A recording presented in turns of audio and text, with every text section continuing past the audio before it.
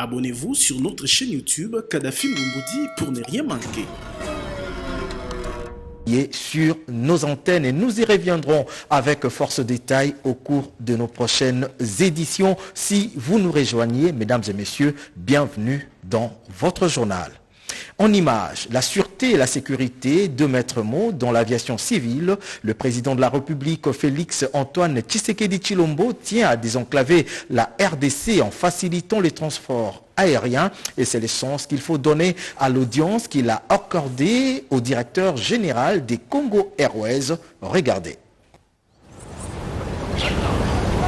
De la montée en puissance des Congo Airways pour mieux assurer sa mission de désenclaver la République démocratique du Congo, il en a été question au cours de l'entretien que le président de la République, Félix Antoine Tshisekedi Tshilombo, a eu ce jeudi avec le directeur général de cette compagnie d'aviation, Pascal Kassongo, qu'accompagnait son directeur des opérations, le commandant Jules Mangala.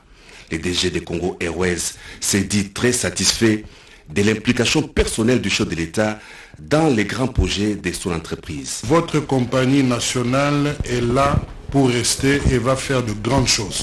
Nous venons de voir la haute hiérarchie qui nous a réconfortés et nous sortons très rassurés et confiants que nous allons faire des grandes choses. La mission de Congo Airways est de désenclaver la République démocratique du Congo. Donc nous avons une mission domestique, c'est-à-dire que toute personne, et ça c'est le souci du chef de l'État, c'est que les gens puissent voyager dans des conditions de sécurité, ce que Congo Airways assure, puisqu'il est certifié IOSA, membre de l'IATA depuis 5 années. Comme vous le savez, l'IATA, cette association internationale, ne distribue pas gratuitement une certification IOSA. Et nous allons assurer ces vols en RDC. Nous avons toujours eu 4 avions, c'est-à-dire qu'il y a 2 avions qui étaient en maintenance et je ne sais pas si vous avez suivi dernièrement, il y a le 2e avion qui est revenu du Maroc. Nous avons un 3e qui arrive incessamment sous peu et nous allons augmenter en puissance selon les recommandations du chef de l'État. Congo Airways est toujours en partenariat avec Kenya Airways, un partenariat tenant compte notamment des échanges en cargo, des formations et des accords commerciaux, a rassuré le DG Pascal Kassongo. Un conflit avait dégénéré dans la chefferie de Kaliko. Nous sommes là en territoire d'Aru, dans la province de l'Ituri, causant mort d'hommes, incendie des maisons et des déplacés. Le gouverneur militaire de l'Ituri vient d'apporter une assistance à cette population en détresse, nous dit Junior Selemani. Son problème sécuritaire en Ituri, le gouverneur militaire l'apporte dans tous les coins et recoins de la province. À la tête d'une forte délégation du comité provincial de sécurité, le lieutenant général Bouyanka Jouni s'est rendu ce mercredi dans la chefferie de Kalikomi, notamment à Mado, Laïbou, Aouba et au village Nzinzi, Nyanzaka, où 6 personnes ont été tuées et de nombreux dégâts matériels enregistrés suite à un conflit de terre. En toile de fond, réconforter la population en détresse et la rassurer de sa sécurité, de quoi réjouir le chef de chefferie de Kalikomi. En tout cas, je félicite donc la descente du gouverneur sur les lieux des drames. En tout cas, ça démontre combien le gouverneur a les soucis de la population de Kalikomi. Une assistance humanitaire a été remise à plus de 4000 habitants de Nzinzi et Nyanzaka ayant trouvé refuge à Popo. Question de leur permettre de reconstruire leurs maisons, mais aussi pour l'alimentation, en attendant l'assistance du gouvernement central.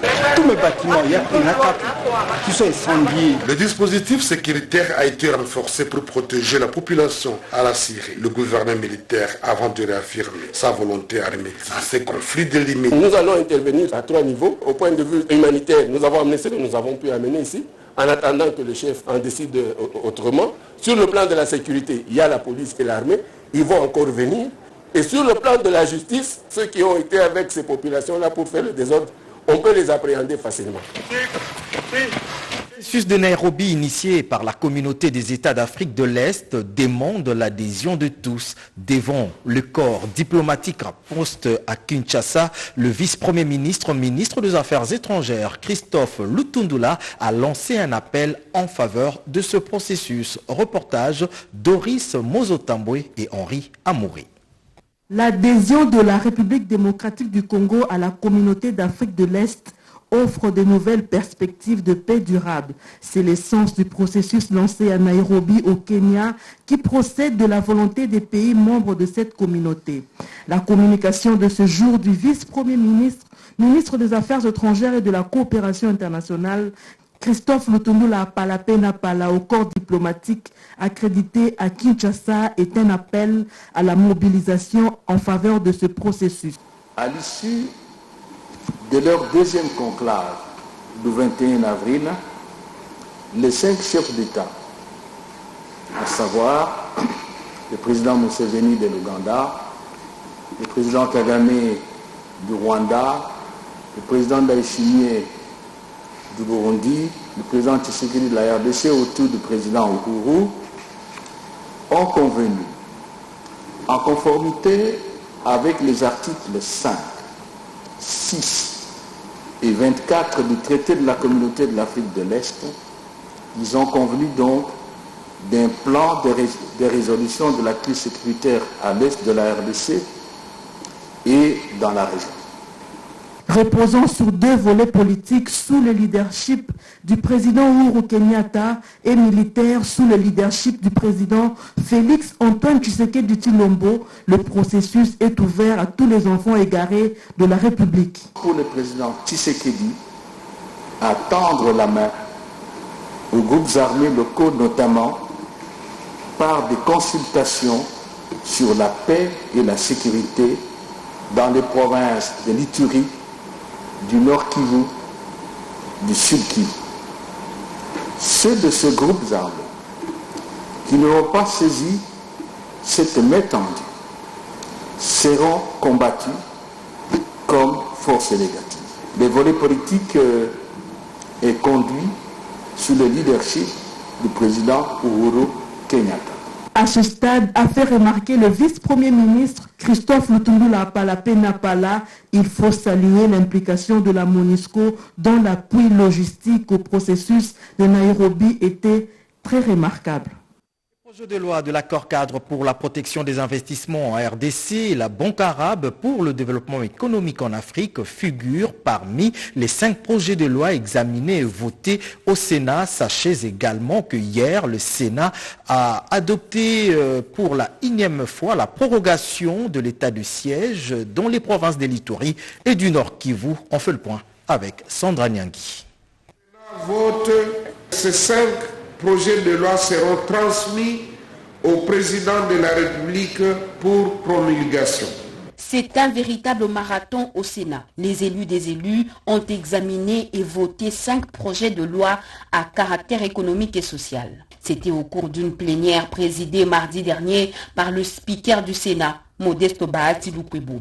C'est le ministre des Finances, Nicolas Kazadi, qui a présenté et défendu ces projets de loi déjà votés par la Chambre basse du Parlement. Il s'agit notamment de projets de loi de l'accord cadre pour la protection des investissements entre la RDC et la Banque arabe pour le développement économique en Afrique, projet de loi autorisant la ratification de l'accord de prêt entre la RDC et les fonds africains de développement, projet de l'accord de crédit entre la RDC et l'Association internationale de développement, pour ne citer que ceci.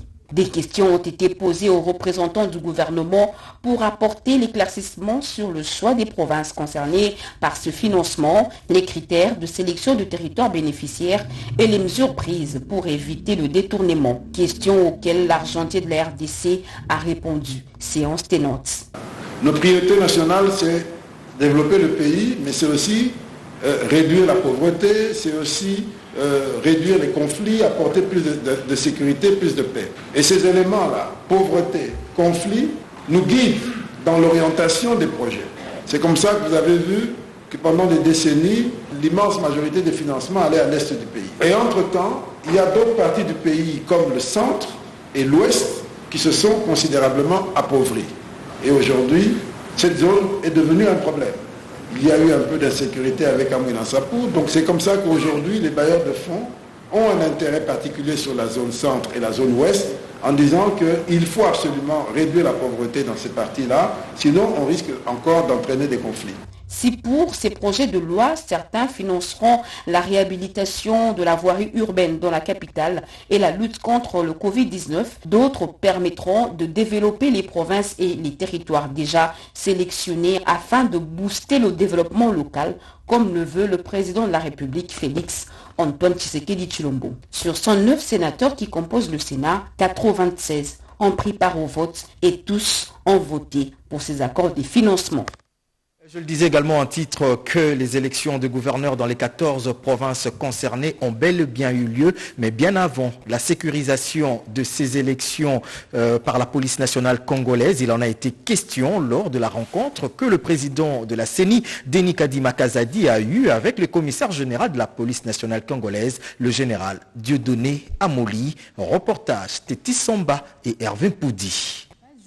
Olomami, Kasai oriental, Kasai central, Congo central, Kinshasa, Kwango, Olomami, Maïndombe, Mongala, Maniema, Sankuru, Chopo, Tanganyika sont les 14 provinces concernées par les élections des gouverneurs et vice-gouverneurs qui vont se dérouler ce vendredi 6 mai 2022. Pour mener à bon port le déroulement de ces scrutins, le président de la Commission électorale nationale indépendante a associé la police nationale congolaise sur les modalités pratiques de sécurisation de ces scrutins. Ce mercredi 4 mai, Denis Kadima Kazadi en a parlé avec le commissaire général de la PNC, le général Dieudonné Amoli. Il était tout à fait normal, au vu des élections qui s'annoncent d'ici 2 jours, qu'on se voit et pour qu'on échange là-dessus, qu'on parle, puisque la police doit jouer un rôle capital dans ces élections. Dans toutes ces provinces qui sont concernées, dans le cadre de ces missions régaliennes, la police doit sécuriser ces élections qui ça se passe dans le calme, sans incident, doit sécuriser et les candidats, et les électeurs, et l'hémicycle là où les élections doivent se passer. Donc on devrait absolument échanger avec les présidents de la CENI. Pour le commissaire général de la PNC, la police doit sécuriser les candidats et les électeurs, ainsi que les hémicycles où se tiendront les scrutins. Les échanges ont eu lieu en présence du secrétaire exécutif national de la CENI, Toto Mabik Totokani, et son adjointe, Madame Marie-Josée Kapinga. L'OIF et le gouvernement de la RDC viennent de signer un avenant au cahier de charges en rapport avec le changement du calendrier pour la tenue du 9e jeu de la francophonie. La RDC a été représentée par le ministre de la Coopération Intégration régionale. Reportage Rodé Ponda.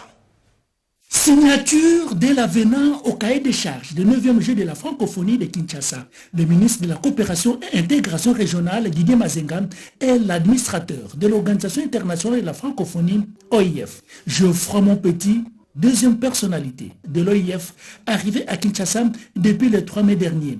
Ce protocole d'accord tient compte des prévisions en respectant la prolongation pour bien organiser cette fête culturelle et sportive, suivant la recommandation du Conseil permanent de l'OIF. Le directeur national du 9e jeu de la francophonie, Isdo Kwanjam, et la directrice du Comité international des jeux de la francophonie, Zeina, présente dans la capitale depuis le 28 avril, étaient de la partie. Cette signature confirme l'engagement de la RDC pour la tenue de ces jeux. Avec l'engagement de son Excellence, Monsieur le Président, le chef de l'État, sur sa vision d'organiser ce 9e jeu. Nous nous sommes engagés que le 9e jeu soit organisé en 2023. Mais du fait qu'il y a le cahier de charges qui a été signé pour l'organisation de ce jeu et qu'il y a eu changement de date, l'administrateur est obligé de se déplacer pour Kinshasa. Cela justifie la signature qu'on vient de s'engager. L'OIF reste toujours disposé d'appuyer le comité national du jeu,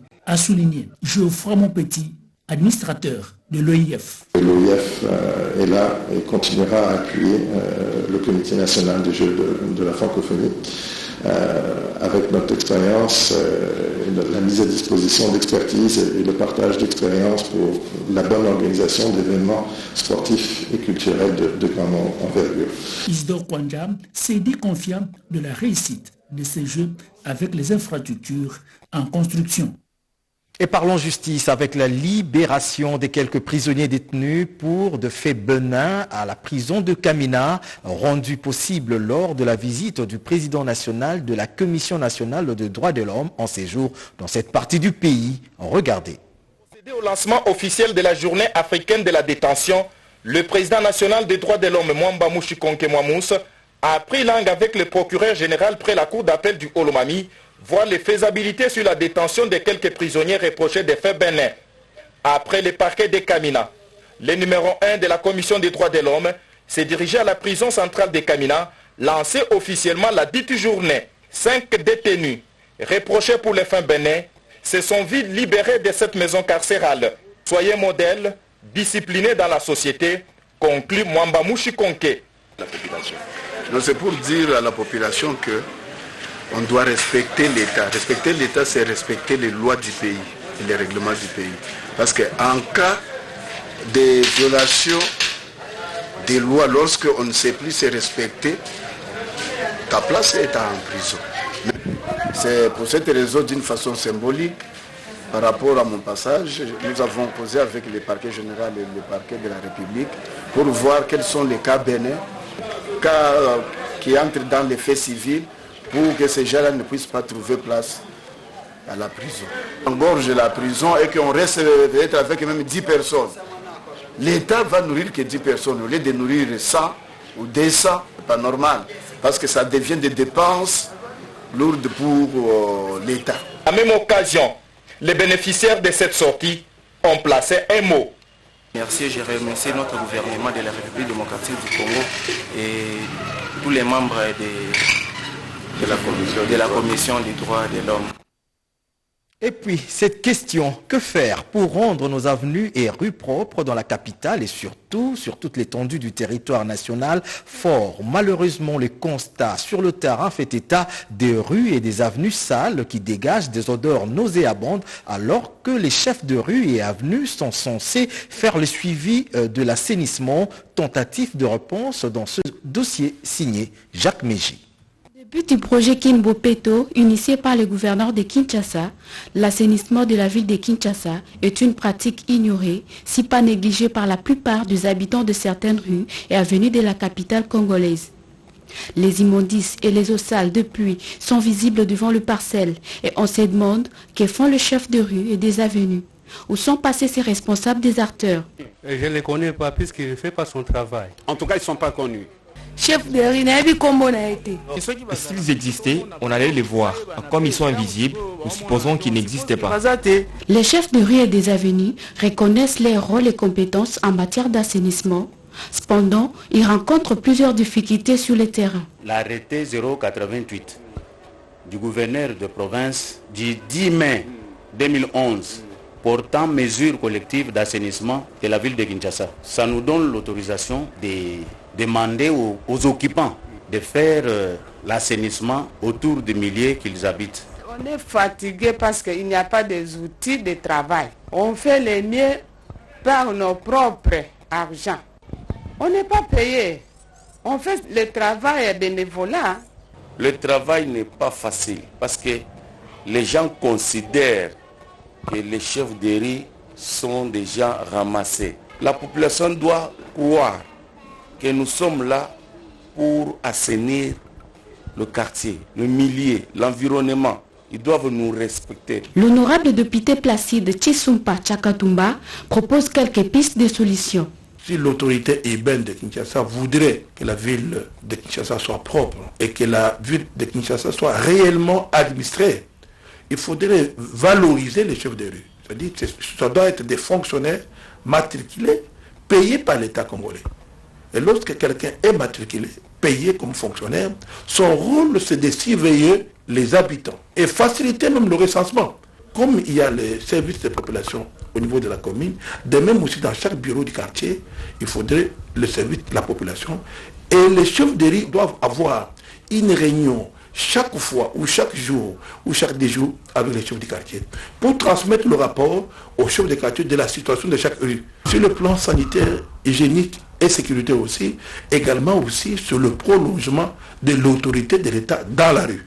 Mais lorsque le chef de rue est là, payé comme agent de l'État, il a le rôle à jouer, à imposer l'autorité de l'ordre dans la rue et faire exécuter les ordres du gouverneur dans la rue. Et c'est le commissaire général de la PNC qui a présidé cette cérémonie. Reportage Blaise Boko-Kiasanda. Brève cérémonie, mais pleine de signification quand on sait que la formation occupe une place de choix aux réformes qui s'opèrent actuellement à la police nationale congolaise. La dernière formation concerne le personnel policier féminin. Renforcement de capacités sollicitées et obtenues auprès du commissaire général et de la PNC, le général Amouri. 15 jours ont suffi pour cette remise à niveau, comme l'a souligné le directeur général des écoles de formation policière, le général Célestin Kanyama. Première étape, le personnel policier féminin a appris l'ordre serré, l'armement tir et l'organisation administrative de la PNC, ce avant d'aller à Kassangoulou pour les exercices de tir au fusil AK-47. Le général Ilunga Alain Mwenze, dont la promotion porte son nom, a salué les efforts fournis par les autorités policières afin d'assurer cette formation qui, pour cet officier supérieur féminin, doit s'étendre sur l'ensemble du territoire national. Un motif de fierté pour le commissaire général de la police nationale congolaise, le général Amouli, qui a procédé à la remise de brevets aux participants. Édifié et content d'être le géniteur de cette formation au bénéfice du personnel policier féminin depuis son arrivée à la tête de la PNC, le général Amouli a félicité et encouragé les lauréates pour s'être mobilisés et disponibilisés à apprendre. Apprendre l'organisation, apprendre l'armement tir, apprendre l'ordre serré, apprendre de nouveau les exercices des tirs au travers de ce genre de formation qui doit se pérenniser pour une police entièrement au service de la nation. Car la sécurité des personnes et de leurs biens en tout temps et en toutes circonstances en dépend. Ce défilé a démontré que le personnel policier féminin mérite respect et considération au même titre que ses collègues d'armes masculins, tous appelés à veiller à la sécurité de la population congolaise. Dans la province du Haut-Katanga, où les travaux du colloque international sur la violence à Lubumbashi s'est clôturé sur une note de satisfaction. Plusieurs personnalités du monde scientifique ont pris part à ces échanges. Regardez. Le colloque portant sur violence, identité et construction de la nation se sont éteints ce dimanche 1er mai 2022. Plus de 80 communications et 6 panels d'experts venus de 4 coins du monde ont réfléchi sur des questions liées au thème général. Le représentant du ministre de l'Enseignement supérieur universitaire, Lofembe Benkeya, a remercié le recteur et son comité de gestion pour l'organisation et les réflexions de qualité. Monsieur le recteur, très cher professeur Kishiba, à vous, au comité de gestion, au comité d'organisation, nous vous adressons nos meilleurs sentiments de satisfaction, nos encouragements de continuation et le soutien de la tutelle pour les prochaines réalisations. Clôturant les assises, le recteur de l'UNILU, le professeur Gilbert Kishiba Fitoula, a souhaité que la RDC, composée de plusieurs ethnies, devienne une nation arc-en-ciel. Ce n'est pas l'étroitesse de ce temps qui compte, c'est l'intensité de ces échanges et des perspectives qui se profilent à l'horizon pour le compte de ce qui est possible de réaliser lorsque les scientifiques et les universitaires se rencontrent. La RDC, composée de plusieurs ethnies, de plusieurs différences, doit devenir une nation arc-en-ciel. Une riche cérémonie qui a eu le mérite de reconnaître l'engagement des valeureux fils et filles de ce pays à qui des diplômes ont été décernés. Sachez également que la profession de sage-femme se normalise en RDC. Hier, ces femmes ont célébré la journée dédiée à leur profession, une occasion pour elles de plaider pour l'amélioration de leurs conditions de travail ainsi que la prise en compte de leur statut. Reportage. L'enquête démographique et de santé 2013-2014, le nombre de décès maternels est passé de 1289 en 1989 à 846 décès maternels pour 100 000 naissances et à 473 décès maternels pour 100 000 naissances vivantes selon l'Organisation mondiale de la santé OMS en 2017. C'est là avec la contribution effective des sages-femmes.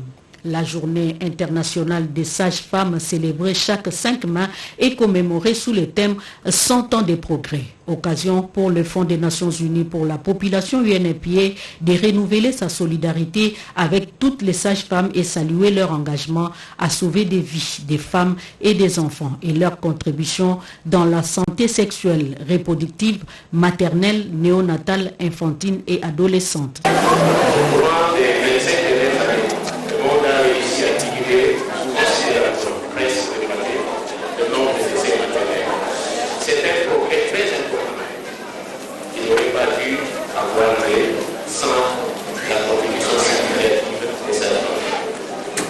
C'est pour cette raison d'ailleurs que le Conseil international a institué la journée internationale de la femme. La directrice du programme national de la santé de la reproduction PNCR, représentant le ministre, a dit la détermination du gouvernement à travailler pour l'accroissement des sages-femmes en vue d'une prise en charge efficiente avant, pendant et après l'accouchement. Sur le plan national a été reconnu le progrès dans l'amélioration de la santé maternelle et néonatale passe par la réglementation de la profession sage-femme. C'est qui résulte tout et nous comptons sur vous. La Société congolaise de la pratique sage-femme, SCOSAF, a accueilli près de 140 sages-femmes qui ont prêté serment au cours de cette cérémonie. La maladie à virus Ebola, communément appelée Yambingu, déclarée depuis le 21 avril dernier à Mbandaka, ainsi que le processus de Nairobi ont fait l'objet de la conférence de presse bimensuelle de la MONUSCO. Au reportage Mamita Bangoulou. La maladie à virus Ebola, qu'on appelle Yambuku, déclarée en Équateur, plus précisément Mbandaka, le 21 avril dernier, l'envoyé spécial de la conférence de presse de la MONUSCO a déclaré que la maladie fait 13 millions de personnes dans le monde et elle est imputable à des causes environnementales évitables. Selon le docteur Amédée Prosper, plus de 810% des personnes respirent d'un air pollué. Nous sommes toujours dans la riposte. C'est vrai qu'il y a une amélioration sur le plan épidémiologique, il y a une grosse amélioration, mais n'oublions pas que la RDC, dans son ensemble, comporte un écosystème à la circulation de ce virus. Et pour les premiers cas, vous savez que la transmission c'est des zoonoses qui sont faites de l'animal à l'homme. Et après, il y a des survivants de la maladie malheureusement qui peuvent garder le virus pendant 5 à 7 ans. Par ailleurs, les Nations Unies encouragent le dialogue pour assurer la mise en œuvre vers la paix et la stabilité de la RDC par les canaux du président kenyan. C'est la substance des propos du porte-parole de la MONUSCO, Mathias Gilman. Du président Kenyatta. Et ces efforts-là, nous les saluons parce que cette dimension régionale est une dimension fondamentale pour régler les problèmes de fond liés à la violence armée à l'Est. Ce processus de Nairobi vient juste de commencer et pour nous c'est une opportunité qui aussi enlève toute excuse pour les groupes armés. Ce sont des consultations auxquelles les groupes armés sont invités. La MONUSCO apporte son appui logistique au FARDC pour la sécurité dans les provinces sous état des sièges, a indiqué le major Abdouli Barrio Alaou Salou. Le militaire du Nord Kivu poursuit sans désemparer son itinérance dans la partie nord de la province. Le lieutenant-général Ndima a foulé le sol de la collectivité secteur de Rwenzori et précisément à Boulongo et à Kassindi Luberea. L'objectif est de donner un nouveau souffle aux opérations militaires en cours sur cet axe routier. Regardez. Les forces vives du Nord Kivu suivent avec attention soutenue les escalades communicationnelles faisant suite au discours tenu par le chef de service de l'inspection générale des finances, M. Gilles Alinguette, lors de son séjour de travail à Houston, aux États-Unis d'Amérique. Toujours aux États-Unis, le responsable de l'inspection générale des finances a pris le courage de clarifier le contexte dans lequel il s'y trouvait et l'interprétation donnée à son message allant jusqu'à présenter ses regrets à ceux qui se sont sentis vexés. La société civile Force Vive du Nord Kivu prend acte du fait de fournir des explications à l'opinion nationale et des regrets présentés, mais elle regrette de constater que certains compatriotes, en l'occurrence les acteurs politiques de mauvaises intentions, veulent se taper de la santé politique en brandissant ces propos comme un élément démontrant l'animosité des Congolais de l'Ouest envers ceux de l'Est. La société civile Force vive Nord Kivu attire l'attention des acteurs politiques de toutes tendances confondues que cette tentative de chantage et de manipulation est plus dangereuse que peut porter atteinte à la cohésion nationale. D'autres encore, ceux qui sont traqués par l'inspection générale des finances par mauvaise gestion des finances publiques, veulent s'en servir pour l'affaiblir alors qu'elle a réalisé des avancées notables dans la sécurisation et la discipline de gestion des finances publiques.